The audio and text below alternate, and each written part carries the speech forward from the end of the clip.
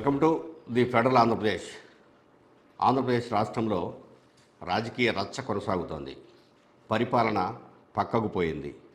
తెలుగుదేశం అధ్యక్షుడు చంద్రబాబు నాయుడు, వైఎస్ఆర్సీపీ అధ్యక్షుడు వైఎస్ జగన్మోహన్ రెడ్డి మధ్య మాటల తోటాలు పేలుతున్నాయి. చంద్రబాబు నాయుడు జగన్మోహన్ రెడ్డిది గొడ్డలి పార్టీ, గొడ్డలి సంస్కృతి నుంచే ఆ పార్టీ పుట్టుకొచ్చింది అంటూ గత వారం రోజులుగా విమర్శలు చేస్తున్నారు. వైఎస్ఆర్ కాంగ్రెస్ పార్టీ గొడ్డలి పార్టీ అనేది ఎస్టాబ్లిష్ చేయడానికి వారం రోజులలో చాలామంది టీడీపీ నాయకులు చాలా ప్రాంతాల్లో ప్రెస్ మీట్లు పెట్టడం, కార్యక్రమాలు నిర్వహించడం, అది ఒక ఈవెంట్గా కూడా తీసుకొని చేసే కార్యక్రమం జరిగింది. దీంతో వైఎస్ జగన్మోహన్ రెడ్డి 3 రోజుల క్రితం తాడేపల్లిలోని వైఎస్ఆర్ కాంగ్రెస్ పార్టీ రాష్ట్ర కార్యాలయంలో ప్రెస్ మీట్ ఏర్పాటు చేసి ఎవరిది గొడ్డలి పార్టీ అంటూ ప్రశ్నిస్తూ మీ మామను వెన్నుపోటు పొడిచి పదవిని చేజిక్కించుకొని నాటి నుంచి నేటి వరకు తెలుగుదేశం పార్టీని నీ కనుసన్నల్లోకి తీసుకొని హత్యలు చేస్తూ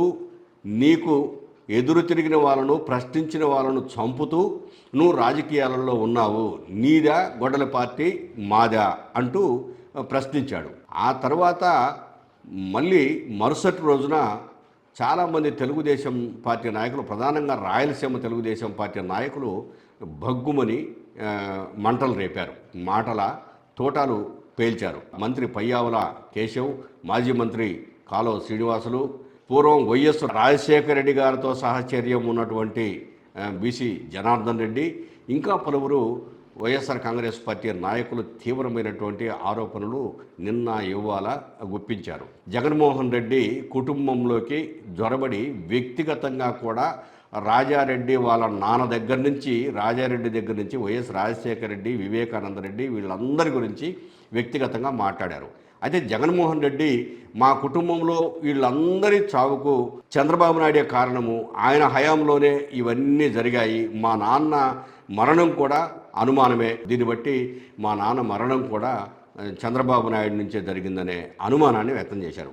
ఇవన్నీ ఇలా ఉంటే ఈ నెల 27, 28వ తేదీలలో తెలుగుదేశం పార్టీ మహానాడు నిర్వహిస్తోంది.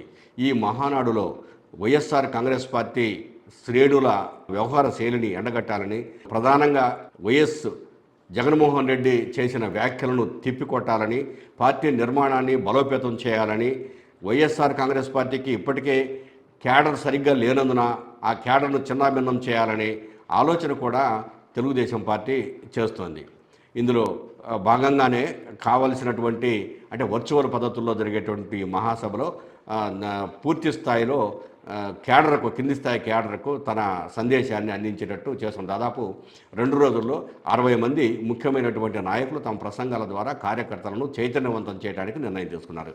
అయితే జగన్మోహన్ రెడ్డి కూడా ఇదే సందర్భంలోనే ఆయన కూడా రాష్ట్ర వ్యాప్తంగా ప్రచార కార్యక్రమాలు చేపట్టడానికి, ప్రభుత్వ వైఫల్యాలను ప్రజలకు తెలియజెప్పేందుకు కంకణం కట్టుకున్నాడు. ఇప్పటికే 2 సార్లు ప్రకటించాడు, నేను త్వరలో పాదయాత్ర చేయబోతున్నాను, నా పాదయాత్ర ద్వారా ప్రజలను చైతన్యవంతం చేస్తాను, తెలుగుదేశం పార్టీ అరాచకాలను అడ్డుకట్ట వేస్తానని చెప్పేసి చెప్తున్నాడు. ఇది ఇలా ఉంటే జనసేన పార్టీ వాళ్ళు వైఎస్ జగన్మోహన్ రెడ్డిని అరెస్ట్ చేయాలని గతంలో అమిత్ షా దగ్గర ఢిల్లీలో ప్రస్తావించినట్టు, అది సరైనది కాదు, మనకు శాశ్వత మిత్రులు ఎవరూ లేరు అందులో, అయితే మనము చంద్రబాబు నాయుడిని కూడా శాశ్వత మిత్రుడు అనుకోవడానికి వీల్లేదు, జాగ్రత్తగా ఉండండి మీరు, ఇట్లాంటి వ్యవహారాలు వద్దు అని చెప్పేసి అమిత్ షా వీళ్ళిద్దరికీ అంటే పవన్ కళ్యాణ్ గారికి, నాదెళ్ల మనోహర్ గారికి సూచించినట్లు మన social media activist professor Nageshwar గారు ఇటీవల కాలంలో దాన్ని వెల్లడించడం, అది పెద్ద రచ్చ కావటం, దాంతో ఆయన మీద కేసులు పెట్టడం, ఆయన అరెస్ట్ చేయించాలనే ఒక ప్రయత్నం కూడా జరగడం, ఇవన్నీ ఒకదాని వెంట ఒకటి జరిగిపోయాయి. ఇదంతా చూస్తుంటే ఆంధ్రప్రదేశ్ రాష్ట్రంలో ప్రస్తుతం పాలన కంటే రాజకీయాలకు ఎక్కువగా ప్రాధాన్యత ఇచ్చినట్టు అర్థమవుతోంది. డీజిల్ వచ్చి 104.96 పైసలు. ఇంకా పెరిగిద్దని అంటున్నారు. ఇంకా పెరిగితే ఇంకా మేము ఇప్పటికే కిరాయిలు లేక చాలా ఇబ్బంది పడతానే ఉన్నాం. మా జీవనోపాధి కూడా చాలా కష్టంగా ఉంది కదా. పెట్రోల్ వచ్చి 117.25 పైసలు అండి. ఇప్పుడు గవర్నమెంట్ ఏమైనా సబ్సిడీ ఇచ్చి తగ్గిస్తే కనుక ఏదైనా మాకు వెసులుబాటు ఉంటుంది. పెట్రోల్ డీజిల్ ధరలు ఆకాశాన్ని అంటుతున్నాయి. ఒక పక్క ఎండలు, మరో పక్క డీజిల్ మంటలు. విజయవాడ నగరంలో డీజిల్, పెట్రోల్ కొందామంటే వినియోగదారులు భయపడిపోతున్నారు. ఎప్పుడైతే ఈ రోజు నుంచి మళ్ళీ ఒక పెట్రోల్కు ₹2.84, డీజిల్కు ₹2.86 పెంచుతూ ప్రభుత్వం తీసుకున్నటువంటి నిర్ణయం మరీ దారుణంగా ఉందని చెప్పేసి వినియోగదారులు వాపోతామన్నారు. ఎంతోమందికి ఎన్నో ఉచిత పథకాల ద్వారా ఇస్తున్నారు. కనీసం నిత్యావసర వస్తువు అయినటువంటి డీజిల్, పెట్రోల్కు కాస్త సబ్సిడీ ఇవ్వలేరా?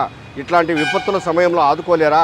ప్రతి ఒక్కటి ప్రజల మీద వేసి ప్రజల నుంచి దోపిడీ చేయాలా అని ప్రశ్నిస్తున్నారు. ప్రస్తుతానికి డీజిల్ వచ్చి 97.07 అండి. ఇప్పుడు వచ్చి 104.96. పెట్రోల్ వచ్చి 109.21 ఓల్డ్. ఫ్యూ వచ్చి 117.25 అండి. ఇప్పుడు ప్రెసెంట్ అదే 109 అంటే 117. 4 సార్లు పెరిగింది. 4 సార్లు అండి. ఈ పెంపు అంతర్జాతీయ పరిణామాల వల్ల వచ్చింది. అదే వినియోగదారులు ఎలా రిసీవ్ చేసుకుంటున్నారు? వినియోగదారులు కూడా ఇప్పుడు ఏంటంటే ఆయిల్ ఫ్రీగా దొరికితే చాలు అనుకుంటున్నారు. అది ఆయిల్ ఫ్రీగా ఉంటే రేటు సమస్య ఎవరు ఆలోచిస్తలా. ఆయిల్ ఫ్రీగా ఉంటే చాలు మాకు ప్రస్తుతానికి. ఏది మామూలు రేటు సంగతి ఎవరు ఆలోచిస్తలా. ఆయిల్ ఫ్రీగా ఉంటే చాలు మాకు దొరికితే చాలు అనుకుంటున్నారు. అది అంత ముందుతో పోల్చుకుంటే ఇప్పుడైతే బాగా హైలో ఉంది. ఇప్పుడు ఇవాళ రోజున ₹102 ఉంది. ఇదివరకు ₹97 వరకు ఉంది. అప్పటికే చాలా మేము హైర్కి తిప్పుతాము, అలాగే బయట ట్యాక్సీకి తిప్పుతామండి. ట్యాక్సీ పరంగా ఇదైతే చాలా పెద్ద తప్పేనండి. ఎందుకంటే బయట ఎవరైనా వెళ్ళాలన్నా చేయాలన్నా ఏదైనా సరే ఇప్పుడు ట్రాన్స్పోర్ట్ నడిస్తేనే ఏదైనా అన్ని రంగాలకి అందుబాటులో ఉండేది. అలాంటిది వాళ్ళ రోజున డీజిల్ రేటు, గ్యాస్ రేటు కూడా పెరిగిపోయింది ఆల్రెడీ. ఎటు మేము వెళ్ళలేని పరిస్థితి. బయట కస్టమర్లు రావాలన్నా కూడా రాలేని పరిస్థితి. ఎందుకంటే అంతంత అమౌంట్లు పెట్టుకుని రావాలన్నా కూడా ఎవరు రాలేరు. ఇదివరకు నాకు తెలిసినప్పుడు డీజిల్ ఆయిల్ రేట్ వచ్చేసి 25.5. అలాంటిది ఇవాళ రోజున 102.5 వచ్చింది. ఇంకా పెరిగిద్ది అని అంటున్నారు. ఇంకా పెరిగితే ఇంకా మేము ఇప్పటికే కిరాయిలు లేక చాలా ఇబ్బంది పడతానే ఉన్నాం. ఇంక మరి తర్వాత గవర్నమెంట్ ఏమైనా సబ్సిడీ ఇచ్చి తగ్గిస్తే కనుక ఏదైనా మాకు వెసులుబాటు ఉంటుంది. మేము కిరాయిలు తోలుకోవడానికి బాగుంటుంది. మా బళ్ళ ఈఎంఐలు కట్టడానికి కూడా మేము చాలా ఇబ్బంది పడతాం. బళ్ళ ఈఎంఐలు ఒకటి 43,000, 30,000 అలా ఈఎంఐలు ఉన్నాయి. ఫైనాన్షియల్ ఎవరు ఆగరు. మా కిరాయిలు ఏమీ ఉండలేదు. మా జీవనోపాధి కూడా చాలా కష్టంగా ఉంది. గది చాలామంది ఏమనుకుంటున్నారంటే వాళ్ళకి కిరాయిలు బాగా ఉంటే వాళ్ళకి బాగా డబ్బులు వస్తాయని అనుకుంటారు. ఒకసారి వస్తే ఇదే తెలిసిద్ది మా బాధలు ఏంటని వాళ్ళకి మొత్తం క్లియర్గా ఉంటుంది. అది ఇప్పుడు మనము ఇదిగో ఈ పెట్రోల్ బంకును చూస్తే బందర్ రోడ్లోని ఉంది పెట్రోల్ బంకు. పెట్రోల్ బంకులో ఈరోజు ఉదయం నుంచి పెట్రోల్ ధరలు పెరిగినాయి అనేసరికి కొంచెం పెట్రోల్ వేయించుకునే వాళ్ళు కూడా తగ్గారు. అయితే ఇప్పుడు సమయము 1 గంట దాటిపోయింది. భారీ ఎండగా ఉండడం వల్ల వీలైనంత వరకు తగ్గిద్దామని చెప్పేసి కొంతమంది జనం కొంచెం తక్కువగా ఉన్నారు. మొత్తం మీద పెట్రోల్ ధరలు విపరీతంగా పెరగడం వల్ల వినియోగదారుల్లో చాలా వరకు పూర్తి స్థాయిలో అసంతృప్తి వ్యక్తమవుతోంది. ఈ అసంతృప్తిని ప్రభుత్వము పోగొట్టేందుకు ఏ విధమైన చర్యలు తీసుకుంటుందో చూద్దాం.